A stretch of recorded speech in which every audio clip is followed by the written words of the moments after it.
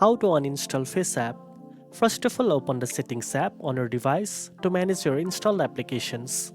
Next, scroll down and tap on the section labeled Apps or Applications, where all your installed apps are listed. Now look through the list carefully and find FaceApp. Then tap on it to open the Apps info page. On this page, you will see the option to uninstall. Tap on that button to begin removing the app from your device. A confirmation message will pop up asking if you are sure you want to uninstall FaceApp. So go ahead and confirm to complete the removal process. After uninstalling, you can manually delete any photos or data saved from FaceApp to free up even more space from your gallery or file manager.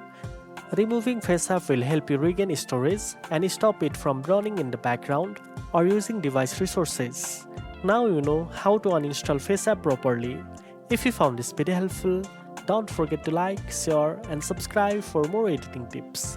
Thanks for watching and I'll see you in the next one.